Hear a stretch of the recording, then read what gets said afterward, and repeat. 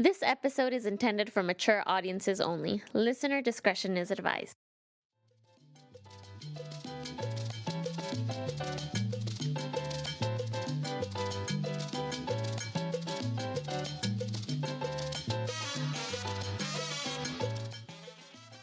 Yo, this is Raymond Andrew, and I'm this week's special guest on this frequency.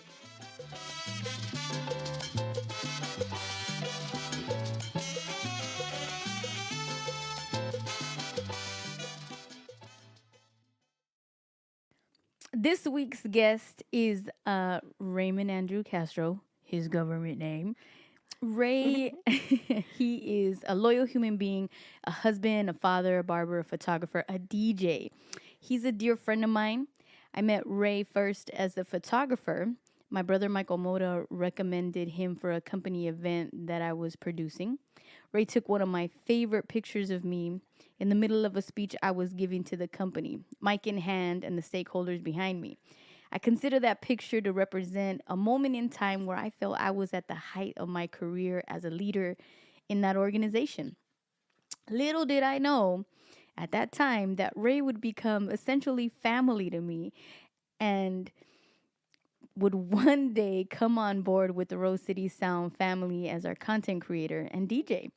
Ray is also known as a conversationalist, and we've had some thoughtful therapy sessions that have covered everything from relationships, parenting, career moves, music, mental health, street life. We've covered it all. You can find Ray's work as a photographer on Instagram at Raymond_Andrew and as our content creator at Rose City Sound _. So, Ray. You do a lot, man. Oh, Hey, welcome to On This Frequency. I'm really glad that you're sitting here with us today and we're able to have this conversation. And, you know, if anyone knows Ray, he can shoot the shit with you about just about anything. So a real cool cat. And this particular episode, Ricky and I decided that in getting to know Ray and knowing who you are, we thought the topic of fatherhood would be pretty dope to discuss with you. Let us know what your experience has been like. And so, but before we get into all of that fun stuff, Ricky and I have been working pretty hard and talking back and forth about what's on this frequency look like in 2022. What new things do we want to bring in?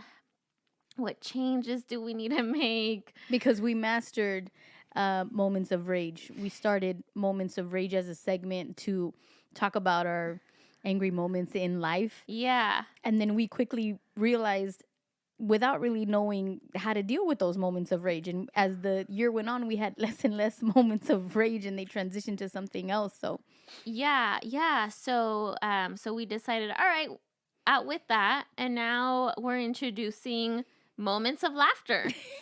And so, you'll be able to listen to whatever sparked joy in us in our social media routines and scrolling. Sometimes we'll have people submitting their laughter moment or laugh. What would it be? A meme or a video reel or a TikTok that was funny as hell from one of our listeners or something that Ricky and I found on the internet, and we'll share it with you guys here, so you guys can have a good laugh with us. But let's get into our first moment of laughter. Yeah, this one was submitted by Jessica Ray. And I say submitted because I did come home one day, and I say home, I went to go and visit her, and she knew that I had a really long and rough day. Yeah. And it's almost like she had this thing ready and queued up for the Right. moment that I walked in the door. And as soon as she played it, I mean, I started rolling on the floor just laughing, and it kind of broke the ice to the energy that I was already bringing into the moment. So that's the power of laughter. So We need it. All right, let's hear it. 911, what's your emergency? There's a bottle of conditioner in me. What? My wife and I belong to a wholesale club and got a really big bottle of Mother Jeffrey's male hair conditioner. Uh-huh. We were in the shower and we put it in me, but it went all the way in. Your wife put the bottle in... In my behind. We're going to send an ambulance. Can you wait? Yeah. Are you all right? Oh, yeah. I was just a little surprised. I would be surprised too. I'm sorry, 1 second. Sweetie, can you please get the cat out of here? The ambulance is about 4 minutes away. Oh, no, I can really feel it. Bottle? I think I'm going to see Is that bad? Hey, it came out. No, where's the cat?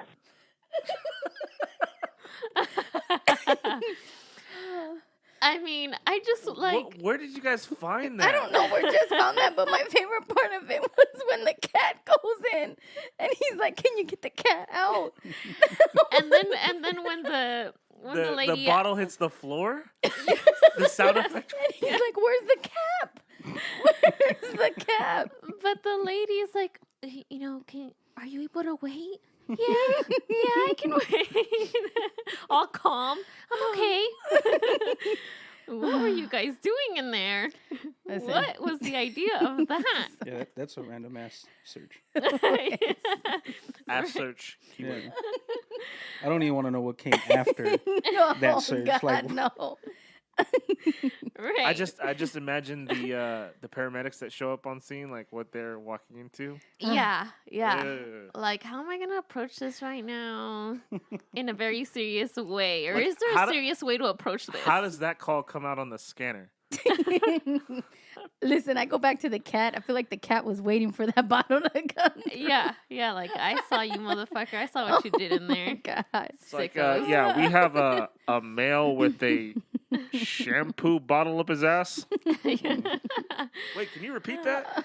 Oh man, he said people. that shit calm though. He did, and Like that it didn't hurt him at all. it did. Listen, Like, this is he was just probably like, hey, I yeah. got it stuck. Very nonchalant. Him and his spouse or partner, whatever, probably do some kinky ass shit. They probably don't do this. This probably wasn't his first time. I wonder what the conversation was after. Afterwards. Like, well, thank God you spit on it first. Well, didn't he say, "Where's the cap"? Yeah. Dead. Yeah. Oh my gosh. Oh man, that was great. But all right. Well, with that, let's fucking get into this. Ray, Yo. like Ricky said, you've been here, you're able to take our photos. We have cool conversations. You're the type of person I believe that we want to have here in this studio. You're not just like, all right, I'm gonna take the pictures, I'm gonna go. There's always something that we're enlightened by with your conversation. I second that. You enjoy taking things a little bit deeper, and unfortunately I haven't had the chance to have that many conversations with you that are like that, but we'd be talking about food like, man, this is glory. You know what, though? We may not have many, Yeah. but the ones we have had Yeah. are like, oh, Yeah. all right. Yeah. Like, even on the drive back, like, oh, this is really what we were talking about. And it's not pointless shit. No, never. none of it is. That's one thing that I appreciate is we don't ever have like pointless ass conversations. Ever. Yeah, I love it. So tell us a little bit about you have 2 kids. You want to tell us their ages, how I got a little boy, 10, and then I got my daughter. She's the boss. She's the Okay. boss. She's 5. Married. yeah. We've been together longer than we've been married. How long? We've been together since 2007. Oh, wow. So, yeah, a lot of rocky on and off, Yeah. but we've been together since 2007.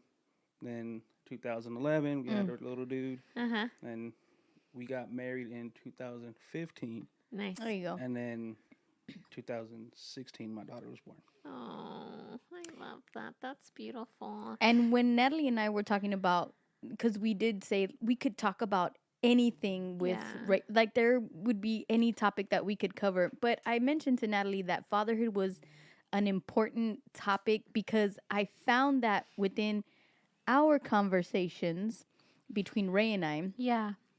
fatherhood comes up a lot. And some of my favorite conversations are when he's talking about what his kids did, Yeah. what they talked about, what they it's almost, and I think it's an outstanding topic, and I think that I love the passion that he has for his family, for his kids, and how he deals with them. Because I don't think he treats them like little kids. Okay. I think Ray treats them like little people. Okay. You know, like talks to them, and I like that. That's Like you're an adult.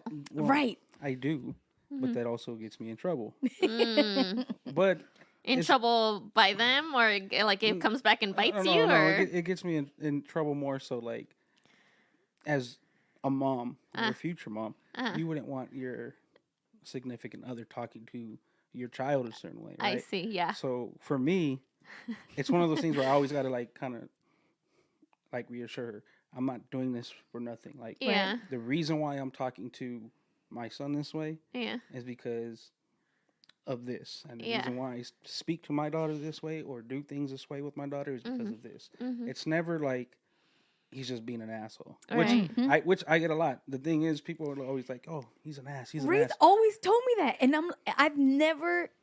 I mean, I Experience. guess I could see why people would say that about Ray, Uh-huh. but that's never been my experience. Meaning, he's told me some asshole things, Right. but I don't take it like that. I take it like I needed to hear that asshole thing. Yeah. Yeah. Well, the thing too is some people just don't know. They've never been spoken to like they were adults, right? Mhm. Like Mhm. if you're gonna out, and it goes back to like with my kids, like with my son, I always tell him, if you're gonna act a certain way, that's how I'm gonna treat you. Yeah. So if you want to act like a grown man, Yeah. I'm gonna treat you like one. If you cut your eyes at me, if you have a certain tone when you speak to me, Mhm. I'm gonna treat you how that response is gonna be. Right. Right. Because outside these doors, Uh-huh. I love you and I care in here and out there. But when you leave and I'm not around, Right. no one cares, Right. right? No one cares. To That- treat you like so Like, oh, yeah, nurturing. it's okay. No, like, baby. if you cut your eyes at the wrong person, that might not go right, you Right. know? So Right. it's one of those things where it's like you got to mold them. Right. And it doesn't mean that you're not nurturing. I assume that you're nurturing, that you nurture your kids in a different way, besides the fact like, oh, I'm talking to you like this doesn't mean that I'm a strict. I have jerk I have, parent I have or- steps, right? Yeah. So it's just like if I got to speak to you a certain way, like I'm gonna speak to you calmly, like right, Right. 1, 2, 3 times. If I got to tell you, like, hey, don't do this, don't do that, don't do this, or hey, how about can you do this for me? And I'm gonna tell you a couple times. And if it gets to the point where I have to raise my voice and you don't like it, well, why the hell did you make me raise my voice? Because I've already told you 4 or 5 times Yeah. to do or not to do something, Yeah. or explained why you shouldn't do something.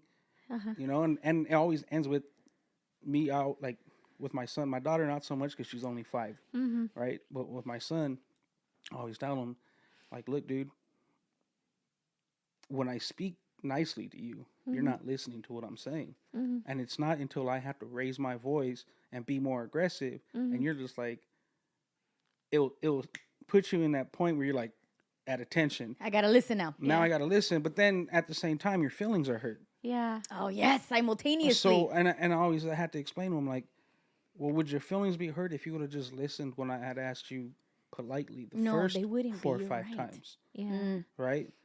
And so I always tell him, like, either you're not listening or you don't comprehend it or you just don't care. Yeah. I was like, and if you don't care, then we're going to have a problem, Right. right? So, and not necessarily a problem, me and him, but you can't go through life not caring, right? Right. You can't go through life not worrying about. And not having consequences at the same time, because at this point, like how you're saying, if you're not listening to me, then either you're in a sense being disrespectful, or you don't think this is important, or you just don't give a shit. And then later on, when you're supposed to give a shit and it's not It's- going to yeah, be it's gonna coming be from too late. me, yeah, you're gonna get those consequences, right? Mm-hmm. Yeah, for sure. So what do you think, what do you so your parenting style, let's just say this is your parenting style, right? You talk to them a certain way so that they can get their point across. Is this the way that you kind of were brought up, or where does Negative. that come from? Negative. Or did you are you learning as you go, or I think every parent learns as they go. I mean, Yeah. you could even Yep. look at Ricky. Absolutely. I'm not going to put her number out there like that, but right? with her children being significantly older than mine, Mm-hmm. she's still learning. Yep. Mm-hmm. You know what I mean? So it's just like I think with everything in life, you're always going to be learning. Yeah. And when you stop learning, you stop caring. Yeah. So for me, Hold on. it's- When you stop learning, You you stop stop caring. caring. Damn. Where's your notebook, bro? I know. That's why I repeated it so I could have an audio record of it. I feel like I have like she has a notebook just for our conversation. I have not only do I have a notebook of our conversations, I also have a digital notebook of our conversations Thanks because to the homie Nick Davis, by the way. yes, thank you, Nick.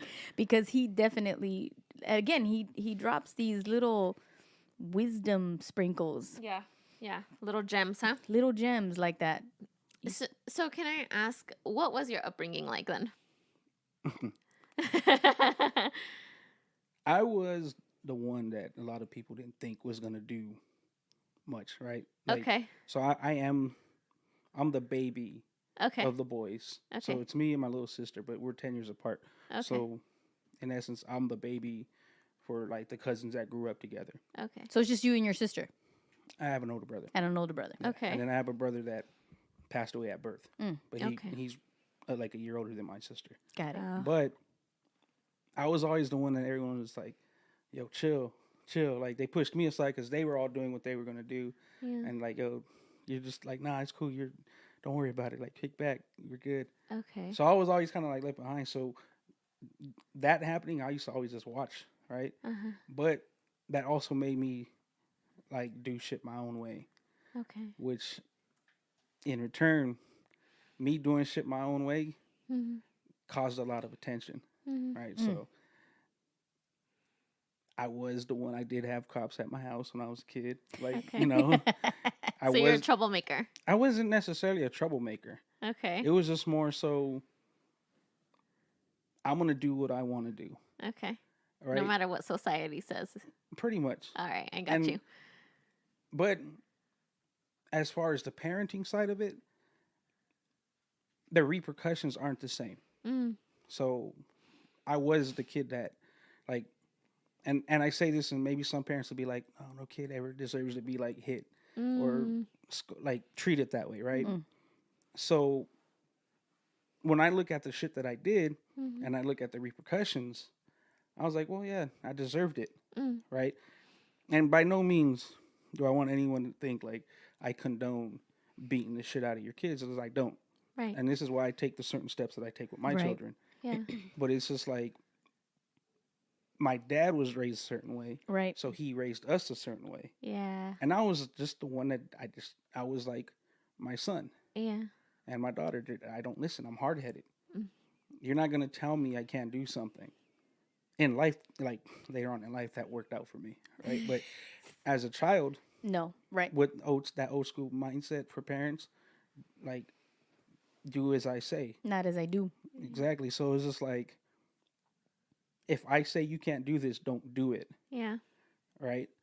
If I tell my kid don't do this, and I see him keep on doing it, I'm gonna let him write it out until he figures out maybe that wasn't a good idea. That wasn't a good choice. My dad would have Right. instantly in the middle of me doing something he told me not to do, be like, yo, Yeah. like, Do you think that it would, if your dad would have implemented strategies that you right now are implementing with your kids, it would have been effective for you? I don't know. I can't say that because how we were is it molds who we become, right? So maybe if he would have been that way, I probably would have really been an asshole, Right. right? Like kind of like when you had your dad and your dad said like, if I had this dad instead of that dad, I would have been a bigger asshole than I am now, 100%. right? So and it's the same thing. Like if my dad didn't whoop my ass, maybe I would have been a bigger asshole because I was getting away with the shit that I was doing. I forgot my dad said that. That's a very good point. And I so we always say the generation improves and the generation gets better, and that's the whole point. Yeah. So it's like from your dad Ray to his dad to now you with your children, you know, you want to think that you took the best of your ancestors, the best and the worst, and you're applying that now with your babies in a different way to encourage different things. Ray sent me, I think at the beginning of the year, and I'm gonna look back at our pictures about a picture about encouraging our kids, or what was it? I think it was from Tupac's book. Oh yeah. I don't remember exactly the exact words. I'd have to go back like you and But- look at the messages, but But it was interesting because when Ray sent that to me, and we talk about frequency and always, being on the same frequency. Yeah. The day he sent me that, the day previous to that, I had gone to go see with Jess. Spike Lee came out with his like a memoir in his books, right? Okay. And at the end of his interview and him going over everything, he told the whole audience, he said, listen, we have some serious dream killers out there. And he said, some of our biggest dream killers are our parents. And he says, he said he spoke for himself, that he was very fortunate that the family that he had around him, nobody ever made him feel like he couldn't be a filmmaker, a director, a storyteller. No one ever made him feel that way. Yeah. But that unfortunately so many people do, and we're limited by what our parents believe we can or cannot do. And so that was in my head, and I grappled with that for a little bit, because I thought, my parents in particular, they could have been a little different. They could have been more encouraging or supportive. Yeah. But at the end of the day, and you and I, Natalie, talk about it all the time, you do the best that you can. Right. You give it your best shot. And yes, you think success when you're coming to this country is, be a lawyer, a doctor, get yourself a house, like those different types of achievements versus, I want to be a museum curator, or I want to be a writer, or whatever the case may be. Right. well, it's like a generic American dream. It is a generic right? American Like, dream. Yeah. My dad came from Mexico. Yeah. So when he came out here, and he always told us growing up, like, don't do what I did. Right. Right. Oh, all the time. But he still didn't understand what that meant. He was just telling me, right? Yeah. Because, like, till this day, he'll look at me and tell me, like, so being a barber, the mindset for some people, and I don't want to say common folk because that might be insulting to some people, but for common people who are stuck doing 9 to 5, who are used to clocking in, clocking out, Repetitive. or going by this certain way that the handbook wrote out for them. Correct. Yeah. Of you're supposed to go to school, Yeah. you're supposed to go to college, you're supposed to finish college, you're supposed to find a good job and stick to that good job. That's like Those societal norms Right. that people So- tell you to do. for my dad. I think it was that, and I don't want to say it was that because I'm not him, Right. But for him, he was always tell us, don't do what I did. Right. Meaning, but when I look back at what my dad did, my dad came from Mexico. Yeah. After like living a life of raising all his siblings, Yeah. he came from Mexico to be one of the few, if not maybe one of the only ones in his family to own his own house, That part. to still be married, to granted some of the shit that I've done in my past, I've never been locked up, Yeah. right? So to me, that's success. It is. Yes. Yes, it is. Coming from where he came Yes. from, that's success, right? 100%. But he did it the way you're supposed to do it, quote Yeah. unquote, the way you're supposed to fucking do it. Yeah. Well, he used to always tell me, like, don't do what I did. Uh-huh. So I always took like that mindset, like, I'm not gonna do what you did. Right. You chose the route to clock in and clock out, which I'm totally fucking grateful for. The work ethic that people see in me, or when they see like the zone that I lock into and how I don't come out of it when I'm doing something, that's from him. Yeah. Because growing up, we didn't have much, so a lot of the things that we did was, we got to fix this in the house. Yeah. Well, we couldn't hire someone to fucking do it for us. Right. So my dad was like self-taught. Before YouTube videos, Ooh, before that all part. this shit, my dad taught himself how to Right. do certain shit. Right. So at 13 years old, I was roofing my house with my dad, Nice. Right. right?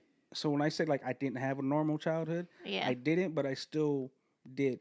You learned a lot. I did learn a lot. I learned a lot young, Yeah. right? And that probably goes with why people say like your maybe maturity or just the mindset isn't to where people your age is. I have no idea how old Ray is, because he like that saying, he has an old soul. Yeah. That's, I resonate his energy with a timelessness. Yeah. And just to comment on the fact that what your dad said about don't do what I did, Mhm. I would even say that it's like he already went through all the obstacles Mhm. and went through all the hard shit. He sacrificed a lot to get to this point. You don't Yes. have to do any more of that sacrificing. Your path is better. Your path And is different. that's exactly why, even like when I look at the discipline that Yeah. I was given, where it's just like a lot of that discipline probably came from the frustration, right? Like, Yeah. and I get it because sometimes, like I've told my wife, like I'm giving these kids the blueprint. Yeah. I'm giving them the answers to all the questions before they're even asked. Yeah. So when I'm telling you this is going to happen or that's going to happen and you choose not to listen, I'm getting frustrated as shit because I already told you, Yeah. right? So when I look at the discipline that my dad gave, I could see how that stemmed from that. Like, yo, don't do this Right. or don't do that. Or if you're going to be out there doing this and that, don't think that's what you're going to be doing here. So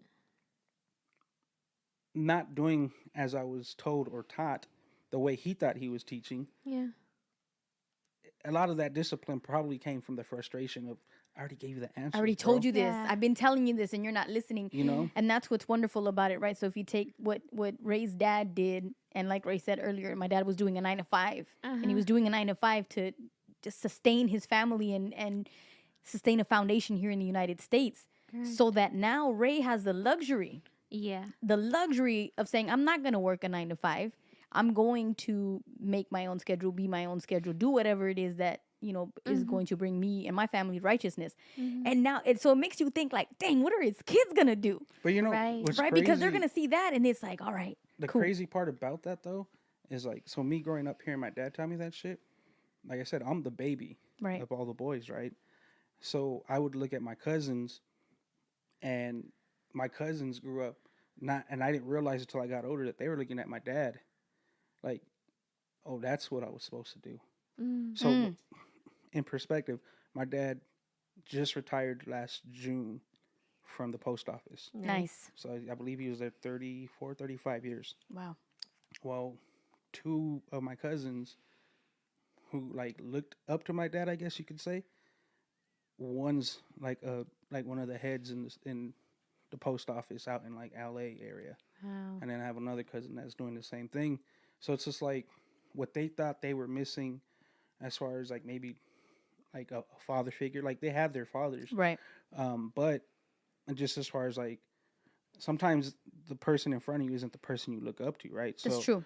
They probably I didn't realize that maybe they did look at my dad as he was doing it the right way.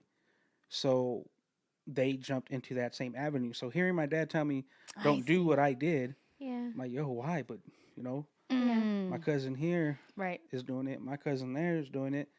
Why can't I do it? Mm-hmm. But the only thing that sucks about that, where I realized maybe my dad still doesn't know what that means, is when he found out that. So let me date you guys back to like my graduation party. Yeah. What year was that? Don't look at me funny, Wavy, because this was in 04. He said 04. This was in 04. We don't got to. I'm not gonna ask you, Ricky. It's okay. I'm not good with math. We don't. You graduated in 04 too. Don't worry about it. But You're so sweet. So like the night of my graduation party, I told my dad and my mom, because they had asked me after everything was done, like, so what do you want to do? I was like, I don't know, but I don't want to go to college. Like college is not my shit. That didn't sit well with them. Right. Because my dad came from where he came from. He's like, no, you know. And my Right. brother's already in college. He's living his life going that way. My brother is very intelligent academically. And I'm not saying that as an insult, but academically he was in high school was very, very intelligent. Right. Always got shit quick. Yeah. So when my dad and my mom heard that, it didn't sit well with them. Yeah. And then they asked, like, so what are you gonna do? And then I was like, you know what? I'm gonna DJ. Mind you, I was 17. It was I was And seven. that's definitely not part of the American dream of like what you do. You don't do that. Not a Mexican's American dream. No. Right. So right. they kind of looked at me like, the Oh, I fuck? love Like, that. Like, you're not. What's that? What are you gonna do with that? What are you gonna do with that? Like, I got records. That shit ain't make me money. Right. Oh. Like, I spent money to get those things. Yeah. You know, so it's just like I knew that was the avenue I wanted to go. I didn't know that. At some point, though, I remember Damn. I had extra money, and my dad was just like, "Well, when are you gonna start DJing?" Right? And I was just like, "Well, I'm saving money." Like I didn't start working yet because I was just fresh out of high school. So my dad was just like, "If you give me an answer, let's see the work." Right. All right? Mm-hmm. So Orale, let's go. I started like saving a little bit of money here and there that I had, and then he was just like, "Well, do you have enough to get what you want?" Yeah. Right? Yeah. Mind you, this whole time he's very reluctant to like being like, "Yo, Right, this is like gonna be accept. great. This is gonna be a fucking great career for you, son." Yeah. Right? It's like biting his lip. Yeah. So, but I'm just like, I'm almost there. He's like, "Well, the main part." He goes, "Obviously, you need turntables." Mm-hmm. He goes, "We'll find records. You can find records wherever. I got records. We'll get you those." Mm-hmm. So I go to Sam Ash, pick up the DJ in a box that they used to sell back in the day, Yeah. and it was like 2 Newmarks. They're bout driven, which if anyone DJs, Wow. they know bout driven turntables fucking suck. and the mixer. And I just obviously I don't have no speakers, right? Well, I didn't have enough money for a speaker, so my dad was just like, "Get what you're gonna get, and what you need, Mm-hmm. and if you don't have enough, I'll pay the rest." So he paid the rest for me to get a PA system to go with my Wow. turntables. Nice. Well, to this day, I still have that PA system. Stop. I have it put away. I still have it. But fast forward to last year, Okay. where I had the opportunity, thanks to Ricky and Severe Yeah. and the whole Rose City Sound Yes, Squad, yes. to DJ for the LA Dodgers, right? Yeah. So I didn't tell nobody in my family other than my mom. Okay. Like my uncle called my mom because he saw pictures like, Mm. "Did you know he was DJing at Dodger Stadium?" You didn't tell nobody. I didn't tell anybody. And we could get into that later. But it's just one of like I've always been one of those people like I'm not gonna tell you what I'm gonna do. I'm just gonna do it. Just do it. And it might go Yeah. back to that. It might go back to how my dad was asking, like, "Well, what are you gonna do then?" Okay, that's what you said you're gonna do. And then like 3 days later, well, where is it? Right. Right? So it's like I want your actions to speak louder than your words. Uh-huh. So that's why like for me, I won't tell everybody what I'm doing. Agreed. And like you don't have to prove anything at that point. I don't. But I don't think I've ever had to prove anything to anyone in general. Mm-hmm. Just because that's always just been my mindset. Like, Yeah. you're not going to fucking tell me what I can or can't do. Right. But, so I ended up, I think at this point I already did maybe like 3 times, maybe 4 times that I've already performed at Dodger Stadium. And I went to pick up mail at my mom's house. And my dad was there. My mom was at work. My little sister was at work. So it was just him. And I was talking to him. And just casually, I was just like, "Yeah." I was like, "I'm busy. I got a gig this weekend." And he looked at me like, "A gig? Like, you're a barber. Like, you still do gigs?" Yeah. But I was like, "Well, yeah, I'm doing Dodger Stadium." And he kind of looked at me. He's like, I'm gonna cry. "That was it. Uh-huh. That was it. It was just." So and I still think to him, Yeah. that's it. Like, all right. Cool. I don't think he still realizes what that meant to say, "Don't do what I did." Bro, I don't clock in. I haven't clocked in like, 9 years. Yeah. But in his eyes, because the way he came in, you had to find a good job. Mm-hmm. Well, your son DJs. Mm-hmm. Like, I could pop up to my mom's house at any random time. You couldn't do that when you were having a 9 to 5. Right. Right. You could only pop in on Saturday. On the weekend. Yeah. You were limited. You know what I mean? Exactly. So I think at times I don't think he understands that meant something. Like, Yeah. But that's something that I like to carry to my kids now. Yeah. Right? It's just like, look, dude, what you want to do is fine with me. Mm-hmm. But whatever it is you want to do, make sure that's what you want to do, because I'm going to help you. Right. And I'm I'm gonna help you invest do it. in you. I'm going to invest in you, but I can't want it more than you. Oh, Right. damn, Yeah. that Of part. course. So I Of can't course. make, if you say, "Oh, I want to go play basketball," or "I Yeah. want to be like the best barista." Yeah. Like, all right, dude, Oh, I look, like that. The best barista. let's Yeah. fucking like go get you a fucking espresso machine, get you grinders, get you whatever you need, Yeah. Get so you you that can start how-to learning book. that craft. So, back to the Spike Lee thing, I found the picture that Ray sent me of the book that he was reading at the time. It's Tupac. It is Tupac. And I think it's like the opening intro. It says, to our children, it says, we must support our children in every way we can. We must allow our children freedom to express themselves creatively. We must praise our children and thank them for their gift of inspiration. We must motivate our children spiritually. We must challenge our children to a higher level of achievement. We must increase our children's self-confidence and improve their overall quality of life. So we say to our children, draw, paint, write, act, sing, dance, think, express, and be free to dream always. Yes. So he didn't say anything like, oh, yo, check this book out that I'm reading. He just sent me that. Yeah. And I was like, click. Yeah. That's it. And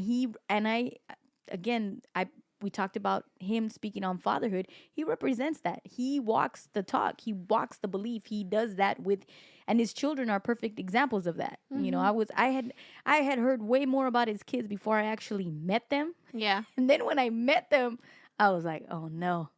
Oh no. His little These are the prodigies. They are. Yeah. They're such peculiar kids. Yeah.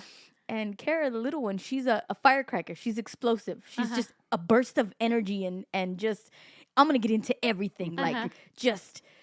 I'm going to explore. I'm going to create. I'm going to do. A little explosive muse. She's a little explosive muse.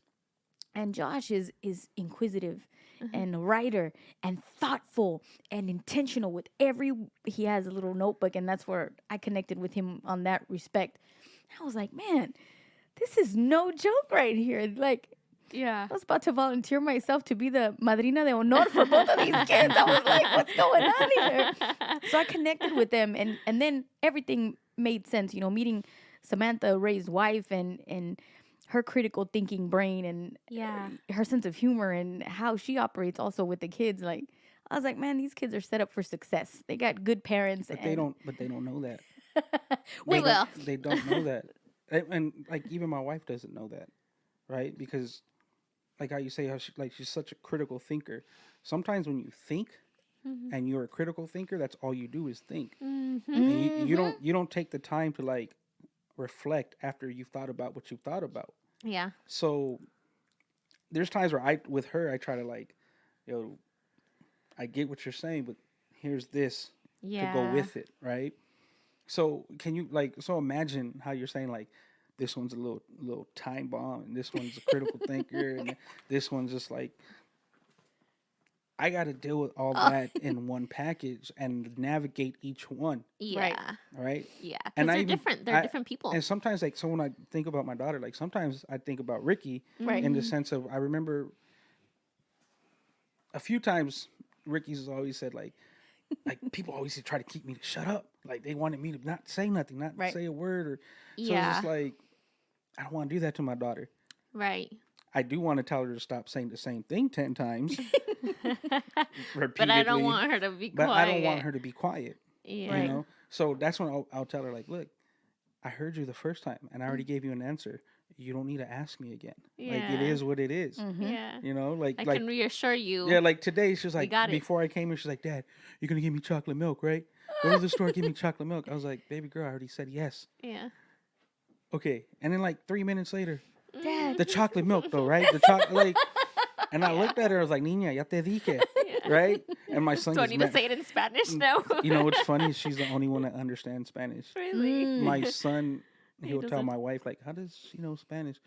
She spent, as an infant, not that me and my wife were separated, but just the way our schedule is, my wife, when I was in barber school, she spent more of her time with my son during the day. Right. And then now that my wife has her job where she's at work during the day and I'm with the kids during that time, I was always with my daughter until she started going to school. So I would tell her stuff in Spanish, and then my son's like, What? How does she know this? She knew what you just said? Like, yeah, bro. I've been telling you the same thing for years, but you ignore me and listen to your mom. Yeah. That's just the way the world at this point, the way that they had to be brought up. Exactly. It But happens. But the way they are, I have to learn how to navigate. Yeah. And I say learn because it's going to be different every time. Yeah. 100%. Like one thing I remember when my daughter was born. So like financially, mentally, a lot of things were different for us, right? We were in a way better place financially. Yeah. As a couple, we were married. Right. So we were one at that point. When my son was born, there was a lot of intervening going on where we weren't like Eye to eye. eye to eye on a lot of shit. Like it put a big dent in our relationship.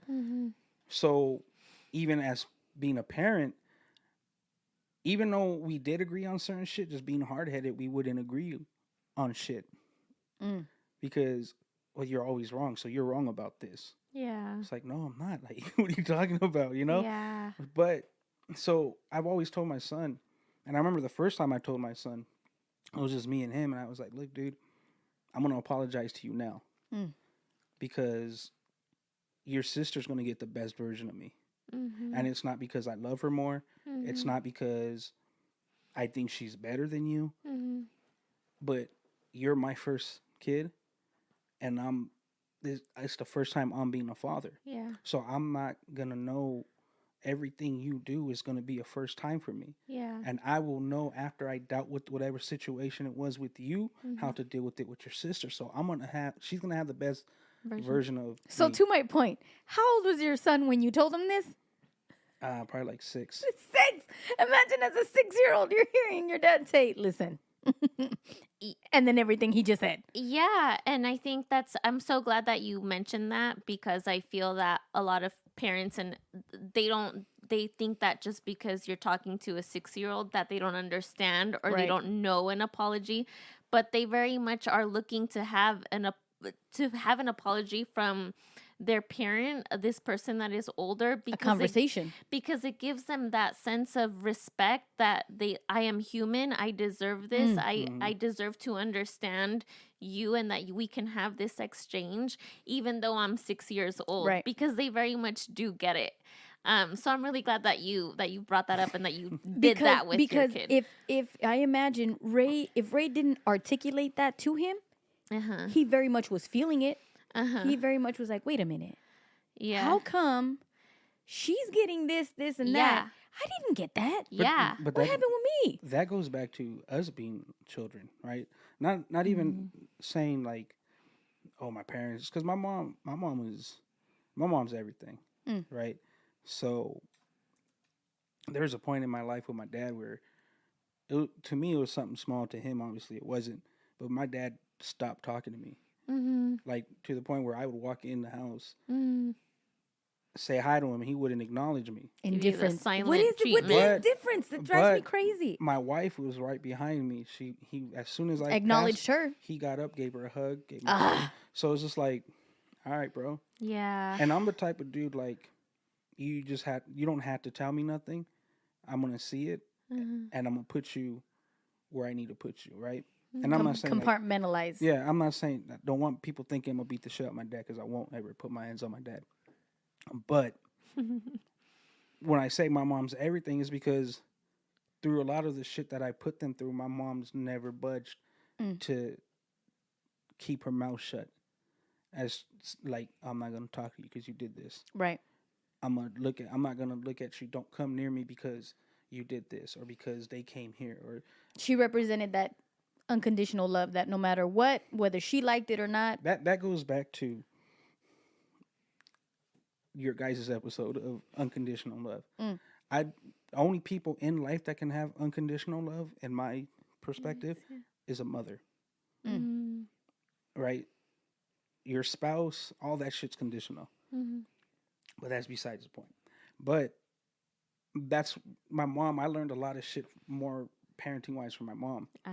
My mom would she would whip my ass. 'Cause my mom does not take shit.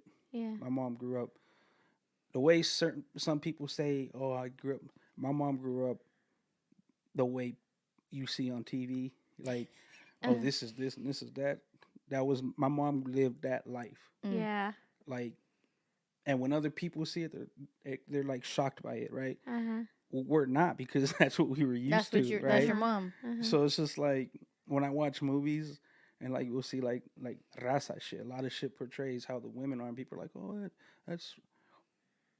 It's cool to see it, and I think like generational wise, down the line, we'll look at it and be like, oh, that's what it was. But unless you lived with someone who actually lived that lifestyle, there's a lot of hurt behind that shit. Yeah. Right. But with that hurt came with a lot of love, right? So Almost like an abundance of love to kind of close off that hurt and that pain. So I'm going to Yes. overdo this part of it and as that was, much as I that can. was that was one thing my mom used to always say, like, you could talk shit about me, you could talk shit about my husband, you could talk shit about my family. Yeah. Don't ever talk shit about my kids. Yeah. Yeah. Like the way she held it down for us, like even till this day with some of the shit that's gone on with our family, my mom still is that same person. Yeah. The Rock. Like she'll listen to what I'm saying. Like if me and my brother have an issue, Yeah. she's like, all right. And she won't say, well, your brother this, or She's you she's that. neutral. She just leaves it. remains We're neutral. no matter how she sees it, we're still her babies, and that's what it is. You can't fucking make her budge. Like she'd be the worst person to try to interrogate Right. when it comes Right. to their So children. she doesn't 'cause have a favorite. I've had this conversation with you. Everyone thinks I'm the favorite, There it is. Yeah. There it is. but I've expressed the only reason why that might be is guilt on your own behalf, because, like I've said before, I've done shit my way, Mm-hmm. and I remember like the phrase, like once you leave, don't come back. Right. Right? Your parents would tell. I don't know how like if your mom or your dad ever told you that, but my mom and dad would be like, once you leave my house, you can't That's come it. back. Yeah. Ni piensas en regresar. And I didn't take that as like, oh, I can't come back and have like a fucking bowl of frijoles or something. Right. I took that as like, no, once you're out, you're out. Yeah. Do what Right. you got to do. So I took that shit till this day, and I've never asked my parents for anything. Yeah. Right. Even when my dad was like, yo, I'll get you your speakers. You're and like, shit, I'm good. I was like, I'm good. But then he did. But then I turned it into what I've turned it into 15, 18 years later. Later. Right. You know what I mean? So it's just like, it's, I don't know. Let me ask this, because you said that you think women are the only No, mothers. mothers. I'm sorry, mothers are the Because only. right now, and I'm no offense, no offense to Wavy, because she's not a mother yet, but Wavy can't have unconditional love for a man unless it was her son. I get that. And for those of you, Wavy is my 19-year. Are you 19? You're gonna be 20 this month. She's gonna be 20 February 23rd. She's in the studio right now. Our content creator. Our content creator. She's on TikTok, because we're gonna be on TikTok. We're on TikTok. We're on On TikTok. this frequency. And I love that she gets to listen to this conversation, because actually both of my daughters have a great relationship with Ray and have learned a lot from Ray in between. But here's the question I want to ask you. So if your kids do something that you don't agree with, and that you just, this is not what you want, what you like, this is just no. Are you going to go the route of your dad, where you're not going to acknowledge your kids, or your mom, where you're going to, neutrally still be there? Or is there a Ray way to deal with this? Damn, I never thought about. I mean, Right. maybe I have thought about the Ray way of doing it. Mhm. I might be disappointed Right. if it's a negative action, Sure. but I don't think I would like just shut it down. Right. I can't. Yeah, like I don't think you dismiss. would. I don't think you I would can't. either, like at all. But that's why, and that's why I go about doing the things I do with them, and speaking the way I do to them, because it's like we got the blueprint now, right? No matter how you grew up, there's a blueprint being written at that moment Yeah. or drawn out. Someone's like, that's, Mm. and that's like, you don't write a blueprint, asshole. Like, so the blueprint is drawn out as time is going, right? So I don't see myself going the route my dad went. Right. Although, even though my dad did do that, my dad is also like, he'll show his love for you with his action, right? Right. So maybe that for him was a disappointment. So that's like, damn, I'm still disappointed in you. Yeah. But like today, I'll go over, and maybe it's a guilt thing, I don't know. And he'll be like, oh, are you still doing like photography? Mm. Like, yeah. And then He'll all of try a to sudden, just dip in a little yeah, bit. all of a sudden he'll bring out like this Amazon box of like random ass shit, and I'm like, what the fuck? I don't need that. But I take it because that's his way of thinking, Right. The or thought. showing that he's And you know he that enough about your cares. dad and that he cares. I too, my dad was, when I would upset him, would be indifferent and like shut it down, and I'm not going to talk to you or acknowledge you, right? Yeah. I remember I had a situation with my son a few years ago. I remember calling my dad and saying like, I'm done with my son. You know, I can't deal with this. I think I'm going to just not talk to him ever again, and I'm going to go the indifferent route. Mhm. And I remember him telling me, "No, don't do that." And at that point I had just felt like there was nothing else I could do. Like you said, right? I raised my kids very openly, spoke to them very clearly, faults, failures, achievements, all of that, because I want them to do better, right? So I didn't know what else to do, and he said to me, "Take it easy. Trust the parenting that you've done with them throughout. Don't cut them out. Don't shut them out. Don't ever not talk to them again. Just trust the parenting that you've done, the conversations that you guys have had, and it's going to be okay. Give it some time." And it was, I guess, kind of an ironic conversation with my dad, because it's like, well, you did that to me, and I'm thinking that might work because but he realized that didn't yes. work, Yes. right? Like, so it goes back to like how I told my son, I'm gonna make the mistakes with you, Correct. but I won't make them with the other ones because it's You're the first time. You're the It's first. the first time you fucked up this way, Yeah. and it's gonna be the first time that I fuck up with my response this way. Right. So I'll know how to take it this way with your sister Right. and your cousins, and you know what I mean. Yeah. But then too, like, just even like, as parents, we got to take note from other parents and not think that other parents don't know what the fuck they're talking That about. part. Yeah. Right? Because they're going Like- through it with you. Like, Yes. so like the conversations, you say, oh, well, me and Ray have lots of conversations, which we do. And I think since fucking 2019, 2020, Mm-hmm. Yeah. I probably speak to Ricky as often as I do my wife on a daily basis. Yeah. Yep. But it's one of those things where it's like, Ricky has her girls and her son, Right. so I'm gonna listen. They're a And little bit I'm- older. She has the experience. yeah, so and I may not agree with everything, but then at the same time, I have to sit back and understand that her perspective is as a mother, not a father, Yeah. Yeah. right? So of course the perspective is going to be A lot different. from a different view. And Natalie and I had this discussion the other day. Listen to the people around you. Listen to the people that have experiences. Because even Ray, his kids are younger, right. but there's still shit that Ray says that I'm like, huh, I could apply Well, I can apply this well, to the my thing kid. is, to my grown ass kids but right the now. thing is, my kids are younger, but I'm still me, Exactly. and I've lived the life that I've lived, right? Yeah. That doesn't mean I haven't had like my cousins' kids, where I don't think I've had like a role in their lives like that. Because Right. like I said, they're all older and they Right. look at me like, yo, Yeah. you're the little dude. You're the Yeah. baby. Yeah, you're the baby. You're the baby. So it's just like, all right, cool. But I kind of get like that whole talking to my kids that way, because even now, like, I talk to my mom that way. Like, I remember when me and my wife had our issues, and like we actually split up, and I would talk to my mom. You know, most men would be like, "I'm gonna talk to my mom. My mom's gonna see it my way." Da, da, da, da. Yeah. My mom, it's the same ground she stood when it came to like trying to like be favorites and shit. Yeah. It's the same. It's the same fucking Neutrality. like treatment is the It's the same. same ground that she stood on when it came to my relationship like with my that. wife. Good. I like that. Yeah. And she's like, "Well, you're my son, and I know you. So what did you do?" Yeah. She Yeah. was objective. Yeah, or just trying to make you see from a different light. Like, hey, if you're very much right, you could be right, but why don't you think about this as Yeah. well, Yeah, and then make your a- decision or reevaluate. And a lot of what I do stems from, like, I always tell people, like, you can't blame who you are Right.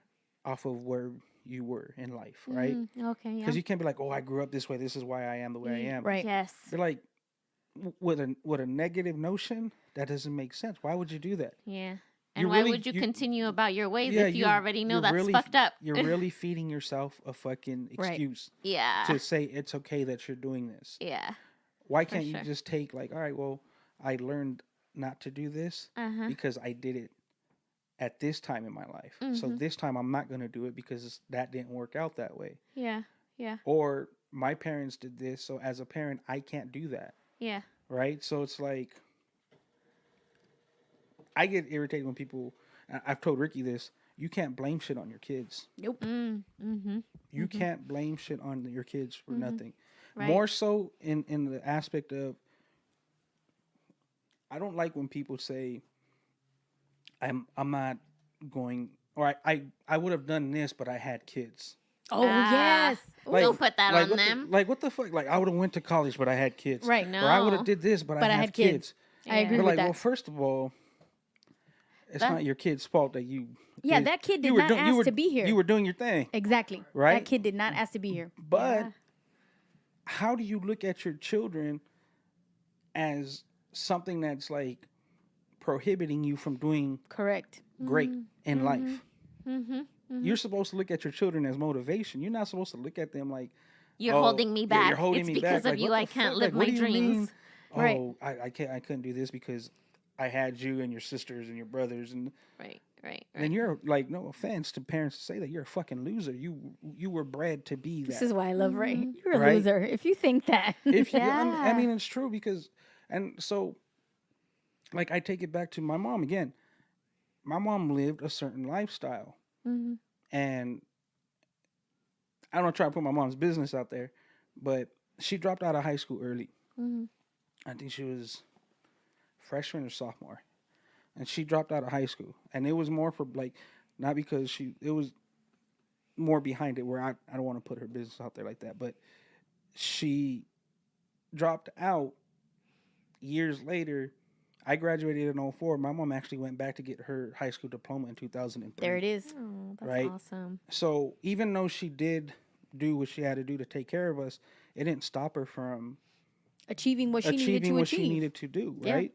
Yeah. So I look at stuff like that like, well, shit, my mom graduated from high school Yeah. at 30-some, 40-some years old. Why Right. can't I fucking do something right now? It's You never know? too late. Never. It's never too Never. late. And the timeline and the amount of, it doesn't have to be done. I'm going to finish this in 1 year because no, if it's going to take you longer, it's going to take you longer. And but And as if it comes at parents, a you later gotta- time in your yeah. life, too. yeah. As parents, you got to understand that too. Like, Yeah. I think sometimes we want our kids to be so great that we put a timeline on them. And there should be no that timeline. we want them to be like, well, you're this age, and at this age, I was doing this and that. My dad used to just say that shit all the time. A gem drop. Listen, You know what I mean? Like, Yeah. Straight up. back that up. Man, if we could rewind. Here's the thing. I just had this wonderful epiphany that I shared with Natalie earlier this week where I said, you know what? The disconnect that I have right now with my 22-year-old and my future 21 or 20-year-old is the fact that at their age, I already had both of them. but that was your life. Exactly. So it's very difficult for me to relate to them now. It's really not. How? It's, Because it's really not. The thing is, you don't know how to separate yourself from that. that's true. That's 100% true. Because what you have to do is, like I said, you can't. That's like saying, "Oh, I'm this way because of how I was raised." Or I was that way because of what I had going on at that time. You're honestly just giving yourself an excuse to why you're going about it now that way, right? Okay. So it's like I'm processing that in my head right now. because here's the thing, and it could be envy, it could not be, but it's just like one of those things. Yeah, because I'm looking at them like, come on. like if I was your age, exactly, but Exactly. you lived your life your way for a reason, Right. right? But granted, because Wavy's laughing back here, like, yeah, tell my mom. But at the same time, your kids need to understand that aspect also. Mm-hmm. So when you approach them, they can't take it to heart like, what the fuck, you know? Or they can't even be insulting and Yeah. saying, oh, well, you had kids when you were my age. Right. I don't have kids, so I'm better than you already in that Yeah. aspect. Like, Right. you can't, as humans, we can't try to one-up each other in that, right? Right. Like, you just got to take it for what it is. Right. You lived your life that way because you had your children. Your children don't have children, and they're already hitting that age where you had children Mm-hmm. and they don't have children, but they're living life. Right. Mm-hmm. And you got to look back at it like, oh, I would have been probably living my life the same way they are. Mm-hmm. You know what? And I do ask myself that more often than not. And actually, I say not relatable, but I do relate to even this one that's in here right now, Wavy. She's a painter. You know, I loved painting. I love doing that. So I look at her, and even though there are certain milestones that I wish she would hit now as a growing adult, but I look at her creatively, and I'm like, she's going at her own pace. But see, Yeah. because we've talked about it, like everything's in time, Yes. right? So you saying like you wish there was milestones, those are your milestones. Right. Not theirs.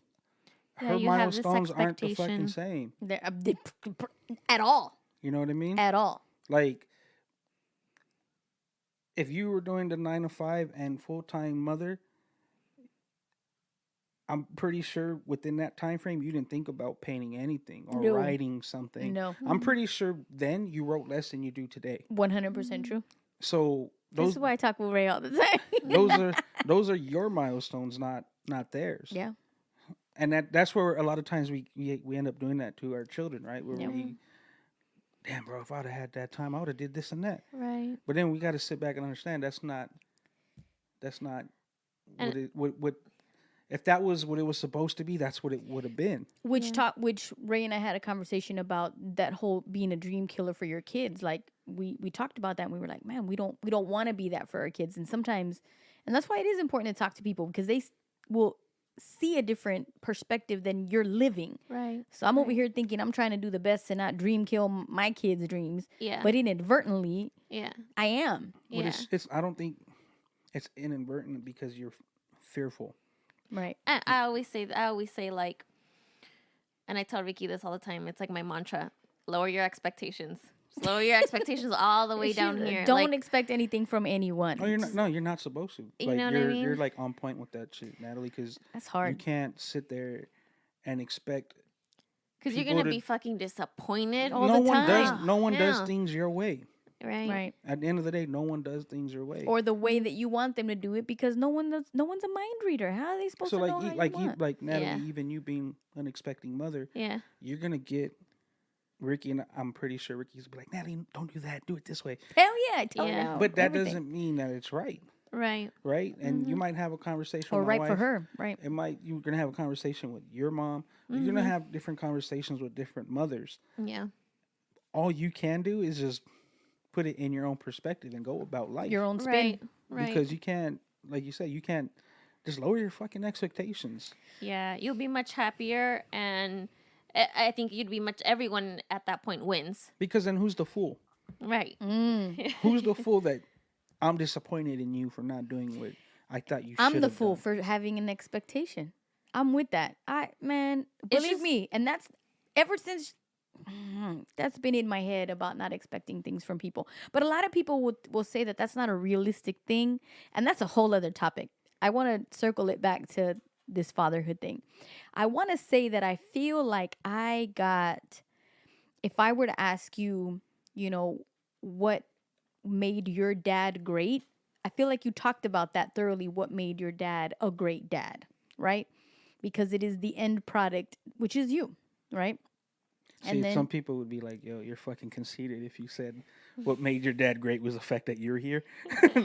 like you fucking had me. Why do you think you fucking great? I'm It's here. who you've become. It's who you've become. It's who you are, to your kids.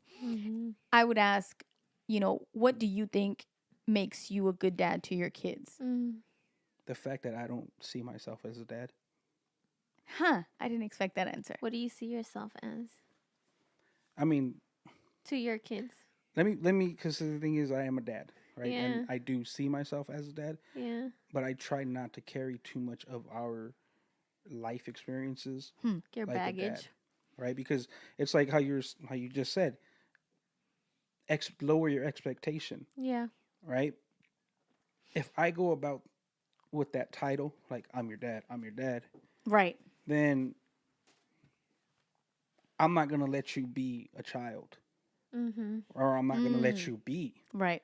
I'm not gonna let you be. Because like when you look at like what a dad is. Like Mm-hmm. the little girl looks up to the dad. That's the first man she falls in love with. Yeah. The little dude looks up to his dad. It's his first hero. Yeah. Well, you can do that, Mm-hmm. but you're gonna be real fucking disappointed Mm-hmm. if you see me do something that you didn't think was right, Mm-hmm. or you didn't agree with something that I was doing. So sometimes, like, I like that. Is it almost like letting them see that you're human and that you also have vulnerabilities? oh yeah, of course, That's important. You know what That's I mean? super important. of course. So like, let's go back to the pandemic, right? Like, Mm-hmm. my daughter experienced preschool Virtually? virtually, Yeah. so Mm. I had to be her fucking teacher. Yeah. I don't have, and my wife could attest to this. I have zero patience when it comes to shit like that. Yeah. But it's an expectation, right? Mm-hmm. Because I look at my children, I'm like, yo, again, your listeners are gonna be like, yo, Ray's a fucking conceited ass motherfucker. But if I'm as great as I am, my kids are even better, Right. right? So, what the fuck you mean you don't know that's a square? It's a fucking square. It has four sides. Square. Why do you keep calling it a triangle? You know, like, a lot of people will say, like, Ricky's like, man, you're always like chill, like you know how to navigate through Right. shit certain way. Like, Right. she says that about me and Severe, right? Yeah. Yes. And I'm like, well, yeah. I was like, but the only people that can take me off that are my children. Yeah. Right? Not so Like, patient. my Dad. children know how to, like, Flip the switch. yeah, on I you. could be cool as shit, because a lot of people are like, yo, you don't got a regular dad. Like, your dad is cool as shit. Yeah. And my kids are like, You don't know him. But that's also what probably gave you a lot of your patience at the same time. That's You true. don't Maybe. think? maybe. Yeah. I don't know, but like, I even had a moment, and I don't think I've ever told anybody this, but I had a moment after my son was done with his class and my daughter was done with their class. Like, I flipped my shit Yeah. on my daughter and my son. Yeah. I love that he's sharing And this. my son, like, cried to me and was like, Dad, just, like, leave her. Like, she doesn't know. Yeah. And that's when it hit me, like, a fucking 9-year-old is telling me How to parent. how to parent. Because you lost your shit. And you know what, though? Big time. But I imagine a lot of parents during COVID trying to teach their Oh, I kids, like know. trying to do their regular daytime jobs Bless their souls. online and then teach their kids, But lost their shit a lot of But times. that shit hit me hard. Yeah. Like, instantly, though. So, Yeah. like, when they were done, like, I grabbed both of them and I hugged them and I cried. And I was like, look, dude, I'm not mad at you. It's just frustrating because this is new to both of us. Mm-hmm. I don't know how to be a teacher, son. I'm a barber, bro. I cut hair. Yeah. I take photos of people. Yeah. I don't do what your teachers went to school for years to master. Right. Right. So, like, I apologize because it's like, I was wrong for not understanding that. Like, I expected them to understand that Yeah. when I wasn't even giving them the chance to, Yeah. And then scolding them for it. and For scolding them for it. Yeah, That's, exactly. Again, why fatherhood is a great topic for him. Yeah, and I love that the repeat theme here is this vulnerability aspect of Yes. apologizing to kids. I don't Yes. like that's a rarity. I've never, at least like in my family, somebody talking about how they apologize to their child as an adult is unheard of. Right. Even to this day, like with my cousins that have kids or whatever the case may be, I have yet to hear a conversation when they've said, and maybe they do, the people, I don't know what happens behind closed doors. Maybe they do have the conversation of like, hey, you know what, I'm apologizing to you because I'm an messed adult, up. I fucked up, and kids take that away a lot. It makes But them you feel got good. there's a timing to it though too. Like, you have to Mm. know when to. You can't always apologize. Sure, You know what sure. I mean? Like, you can't. I remember you guys had an episode talking about that, Uh-huh. like Apologies. apologizing, Mhm. and I'm like, that's true. Like, we apologize way too fucking much. Yeah. Mm. So my kids know when I apologize, it's It's a serious thing. Yes. Apology. Yes. That's I an like that you important said thing. that. because I'm not gonna apologize for every nah, bro. Like, if I told you to stop fucking doing that, and I had to Right. tell you so many times, and I had to raise my voice, I'm not sorry that I had to raise my Right. voice at you, Right. bro. Uh-huh. Like, Right. you made Uh-huh. me do it. Like, I We like that you said escalated that. this together. yeah. So, what do you think your kids would say about what makes you a great dad? What do you think they would say about you? I don't know. Well, we asked them. No, you didn't. We did. No, you didn't. Oh, we did. No, you So, didn't. I call you bluff because I'm gonna talk to him as soon as I get home. let's cue Josh, your number one. What makes Ray a great dad? My dad is a good dad because he bought me a phone for Christmas. He is a really good dad because he takes my sister to the park and because, he spends a lot of money on me and, I don't really deserve any of it, but he also really cares about me and he loves me and he cuts my hair. He lets me go to his photo shoot sometimes and he lets me go to live streams and that's what makes him a really good dad. Oh, I love that. I love his humbleness. I don't deserve it, but he gives me everything. He's humble because I Humble. told him you don't deserve it. Like, bro, I don't need to give you this shit. And I would say that his love language is quality time. Yeah. Quality Yeah. time first, and Yeah. then gifts. Yeah. Those two are his Yeah. love language I because don't think gifts. well, because he says that you bought him a phone. That was and his the things first that thing. you buy. So my son, that's his number one love language because that shows love for him. Yeah. But the quality time because he closes with you taking him to photo shoots and to the live streams And I was taking your like, sister to the park. taking his sister to the That's park, which that's is important. a selfless. Yeah. It's not even about him. Yeah. It's about how he loves his sister. Yeah. So let's see what Kara said. My dad is a good dad, and he lets me go to the park and cuddle with him, and let us get snacks. My favorite part was the cuddling. Yes. Yes. But And the park is important. Quality time. Quality time. it broke my heart last week. I couldn't take her to the park. Oh. But that was my disciplinary action for her. It was like, Okay. all right, you're acting way out of line. We're not going to the park. We're not going to the park this week. And every day she got in the car, she was like, you could tell her little face was like, I'm gonna ask. Oh. And I would look at her like, don't ask. It's not happening. Not happening. You don't have a chance, homie. You gotta hold that one in, huh? Yeah. Oh my gosh. You guys, damn, you guys really brought my fucking kids See, out. calling our bluff. That's a damn. That's you know who we are. That's an OTF first. It is an OTF first. It 100% is. But I thought it was important. And because, like I said, kids tell the truth. And they. You don't got nothing about what my wife is saying, right? That's for another episode. That's in the vault. That's in the vault. Thank you, Samantha. So I kind of want to wrap this up and transition at the same time with this question. And I asked this because, so as you guys know, of course, I'm expecting a child. And I've gone through and I'm able to talk to different moms about their motherhood experience and more specifically their childbirth experience. So I get these very bland, basic responses sorry, my pregnancy mothers? brain from mothers about their experience, and they'll say, "Oh, it's the most painful experience, but then once you have the little baby in your arms, it's the most beautiful thing." And then you forget the whole thing. I'm like, yeah. Okay, but I want to know about the bleeding and the this and the that. Okay, fine. So I also, what I've realized in my research with that, and then as we were prepping for the show and having you on to talk about fatherhood, I realized that there isn't a lot of podcasts or articles or conversations, and maybe you must maybe have them privately with your cousins, brothers, uncles, whoever. Never cousins, uncles, brothers.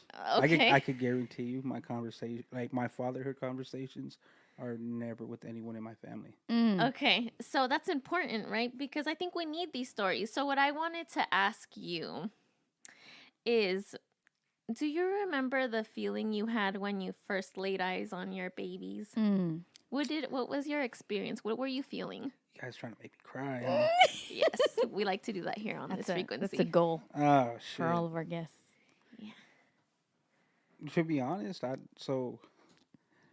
think Ricky's seen. I have 2 pictures of both my kids, or I'm actually holding them both the same way. Yep. And it's like one of those, like, we have our moment. And it's just one of those moments, and it might seem cliche to people, but for me, and the way I grew up, and the way I knew I wanted to be a father, like how I wanted to approach it, like when I first seen them and I first held them, It was more of those like, I'm not gonna let you go. Mm. Like no matter what. Yeah. Like me and your mom could have fucking problems. Yeah. There could be me and you as me being their father can have a fucking problem, but I'm never gonna fucking let you go. Right. We will figure out a way to work out what we need to work out. Mm. So that's always been like my Like your my little way of- contract of love with them. it's my way of just going about everything, and it puts me back in my lane sometimes where I, as a father, step out of line because Yeah. we got to understand too.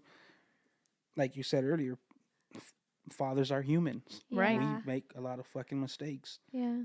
but we have to acknowledge them and let our children know that we made those mistakes. Yes.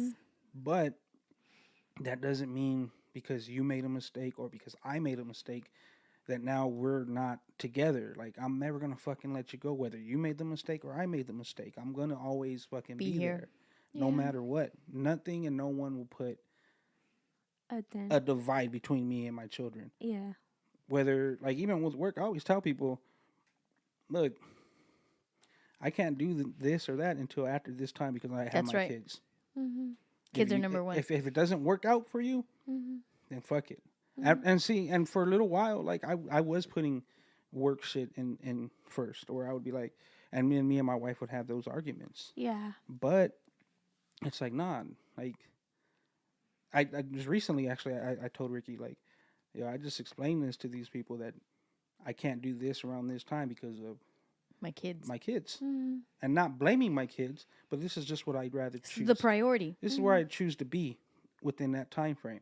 Mm-hmm. So it would be that. It would be like just knowing and letting them know, like just mainly through eye contact, obviously, because they're not saying a word to me. Yeah. But that I won't ever let them go. Yeah. I can't let them go. You know what I mean? I know what that feels like, Mm-hmm. and I don't want my kids to go through it. Mm. Oh, I'm not crying. I love that. Ricky is always crying. Yeah, I'm doing it internally right now. That's what I'm saying. Like, there's always some crying going on There's here. That always never crying. fails. But yeah, man, thank you so much for that. Do we have any closing thoughts, Ricky? This was a good a breath of fresh air. We do want to know. We talked about we would be asking all of our guests what their favorite episode of On This Frequency was. So, and you mentioned a few this episode while we've been talking, but You're an avid listener. You're an Thank avid you so listener. much. Thank Thank you so you. much for listening to our that means a episodes. lot. Well, That means a lot. here's the thing. Before we go into which A one lot. was my favorite, and I always tell people you can't. It's one thing to always say you support people. Yeah. Like you could say it just to say it because you want other people to think that that's who you are. Yeah. Right. Like the people I fuck with them. 100. Like you Like- go all the way. I listen to like I remember the very very first podcast you guys did together. It wasn't the most pleasant one, but and We've grown. And the crazy shit about that though is we've had conversations that has matured Yes. Yeah. the family of OTF Yes. since then, right? Yes. I've been Yes. in conversations here, whether it was mic'd up or not, with the people that you've had on here. Oh yes. Yeah. So, oh yes. like when I say I fuck with OTF, then I fuck with OTF. And I'm not saying I feel like fucking Dom Kennedy. Like OPM bitches. But not like it's one of those things where and maybe my wife gets tired of it, maybe she doesn't, but when I fuck with people, I fuck with them. And Yeah. I will ride that shit out for them until they give up. Because like I said, I will never want something more than the person who wants it. I can't, Like if you want to be this successful, let's go fucking Yep. get it. But the minute you stop, I'll stop with you. Yes. but yeah, my favorite episode honestly was one of your recent ones with the letters to yourself. Oh, yes. Because Thank you. that one takes you back to like the self-reflection where you have to give yourself gratitude.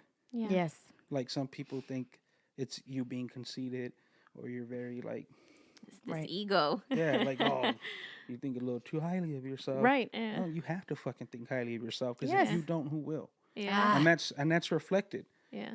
That's why they tell you, like, if you don't love yourself, other people will see that and they're not gonna love you either. Whether you like even relationships. Gem. Like you could be in a relationship with a dude, but if he knows you don't love yourself, he's gonna treat you like shit. Yes. So One more time for the people in the back. If y'all gotta rewind 15 seconds to that part, please do. That was yes, perfectly said. but that's exactly what it is. The letters to yourself. Like everyone has to take the time to sit back and just reflect, whether it was a year, whether it was a week, Yeah. even the fucking day. Like we came in and Bartley said he had a hard ass fucking day. Like, Yeah. bro, go home and think about that day. Write Yeah. about it. Wake up tomorrow and don't even worry about it no more. That's all you can fucking do. Let it go. Yeah. There's nothing like reflection to kind of bring us back and say, oh, that was fucking, that was bullshit or whatever. I'm gonna have a good day today. Right. Yeah. But see, it could even be a day or even a new moment, bro. Like within that same day. That's true. Right? Like Even you, a new moment. Like your fucking day was kind of like shit earlier in the day, right? But you're in a new setting in a new moment. Let's fucking live it out. You know what? I'm thinking about the next question to you, which is something inspirational. A book or a quote, anything. And what made me think about that was you're saying, and that's very powerful. It could be in a moment that you have the shift in paradigm, right? I remember reading, or actually not reading, but seeing Nipsey Hussle talk about how you could be in a zone, and then you get to a creative halt, and you're just like, you can't. There's nothing you can do to get out of that. And he talked about removing himself from that environment, and then just like doing like 25 push-ups, like completely doing something Separate and apart. opposite, separate and apart from what he was doing, and how quickly that could change his moment, change his thinking, change the timing, and then be able to go back into his zone. That's actually really important. You don't have to wait until the next day. You can absolutely, in that moment of dread and despair, quickly change it up to something. Or not even just a moment, but like fucking on the way home. Right. Like put on your fucking favorite song to rage out to and just fucking That part. Let it out. let it out. Yeah. If you got tinted windows, no one can fucking see you Yeah. anyways. That's why my I windows tried are that on the tinted. way home, right? And it takes me a while to like get my soul to decompress from what I was feeling for the day. Like I put on, so Ricky sent me this song the other day. It was like 12 minutes long. It's an instrumental guitar song, and I love instrumental guitar. And so I listened to the entire song All on the of way it. home, Yeah. and just trying to like decompress. And I got home and I was still just like In a fun. over this day. Yeah. Over this day. It takes me a couple of hours to, But to you know really, that about yourself. So, Yeah. Right. Yeah. So even though it does take you a couple hours, it's still like those couple hours is better than waiting a whole fucking day. Oof. Yeah. Yes. You know, like it doesn't Facts. have to be at the moment. Yeah, because I got here and I was still like, ugh. Oh, I seen it. Yeah. I was gonna give you the keys of my car and be like, yo, Just take it for a drive. go around the block real quick, bro. You But- know, What were you asking? You asked Your song. Yeah. my What song. is it? What is it? What is your inspiration? Any point of reference that has helped you with your own frequency? Well, anyone who knows me knows how much I love J. Cole. So and Wavy knows it too. So the minute you said that, she looked at my hand. But yeah, it's and on a daily basis, and I've told you this, Ricky, where like I have my coffee, right? So it's like my three things. I have nip, coal, and coffee every morning. Nip, coal, and coffee. Nip, coal, and coffee. That's that's it. the recipe. NCC. And Love Yours is like the one that I always up there. Like, and people are like, "Why Love Yours?" Like, what It's a about this powerful song or that? Like, no, Love Yours. not Wet Dreams. Like, nah, I'm not. Like that time in my life was great, but no, like Love Yours, because you have to. Like, Yes. it goes back to just everything in life, right? Like your children, your spouse, Yeah. And even if you're not married, like just whatever you have, Love the people around you. or just whatever. For some people don't have people, right? So whatever it is that makes you feel happy, love it. Like there could be some people that are very materialistic, and that's probably why they don't have people in their life. But whatever it is that you love it. Yeah. And it may not seem like much in the moment or much at that time, but it's more than what someone else has. You know what I mean? Like if you look at your life and you go about it every day just mad because of what you don't have, you're shitting on everything you do have. Oof. Right? Oh, say that again. Say it again, Ray. I'm not gonna say it again. Damn. Play it back. Yeah. Play that shit back. Wow. But that's what it is. You can't do that. You can't. And I only know that because I've lived it. Yeah. Right. Yeah. I've lived it where I had a time in my life where why does this person have this? Why does that person have that? I wasn't loving what was mine. Right. Oh my God. So you have to fucking love what's yours. Be grateful. And at times too, like realize like there's a part in the song where he's like yeah, like you going in a certain direction, but homeboy, you went the wrong way, and you have to acknowledge that and still love it. Yeah. And realize I did go the wrong way. Let's fucking make it back the other way now. Yeah. And so you have to still love that moment. Sometimes the wrong way is part of your overall journey. Oh, 100%, bro. Yeah. Yeah. Trust the 100%. process. For sure. All right. Well, fuck. I think whoever listened to this episode listened to it 1,000 times over. Ray never fails to drop about 1,000 gems and to make some of us cry and the whole bit. So we've accomplished what we always accomplish here on this frequency, is giving people something to be inspired by, a quote that they can take home, a tear to shed, whatever it is. And so with that, I want to wrap up with reading out one of the our reviews. What are these? Yeah, thank you. Our reviews. Yeah. Our reviews are so important to us. They are the best way, one of the best ways to support us. Obviously, being an active listener like Ray is with our podcast, but you can also rate and review our show. Here is one from Miss Fluffy, who gave us 5 stars. Hey. She said, "These ladies are breaking molds. Never back down, never give in. Loving your content. Increase the peace." Little flower and little heart emojis. So thank you, Miss Fluffy, for that 5-star rating. I love it. We love it here. Every week on this podcast, we'll be sharing a review. So let us know how you feel about us. You can write a review on Apple Podcasts. You can give us 5 stars on Spotify. You can also give us 5 stars on Amazon. Listen to us on Pandora, iHeartRadio, wherever you get your podcasts. And if you want to support even more monetarily, because we need it, you can buy us some coffee. Buy us some coffee. We love coffee here. I love tea too. Yeah. So those coffee funds will go to great cause. They'll go to some amazing coffee, some ginger tea. So again, thank you guys very much for supporting. And this week's episode is brought to you by Rose City Sound in the beautiful Inland Empire. It's been produced by Juicebox Bartley and executively produced by Big Brother Jake. Send us your questions, comments, or episode recommendations to onthisfrequency@gmail.com. And thank you again to our special guest today, Raymond Andrew. Don't forget to follow him on Instagram at Raymond_Andrew_. Do. Increase the peace, y'all. Bye. Bye. Peace. No such thing. No such thing as a life that's better than yours. No such thing as a life that's better than yours. Love yours. No such thing as a life that's better than yours. No such thing, no such thing. A heart beating fast, let a nigga know that he alive. Fake niggas mad, snakes in the grass, let a nigga know that he arrived. Don't be sleeping on your level, cause there's beauty in the struggle, nigga. Beauty.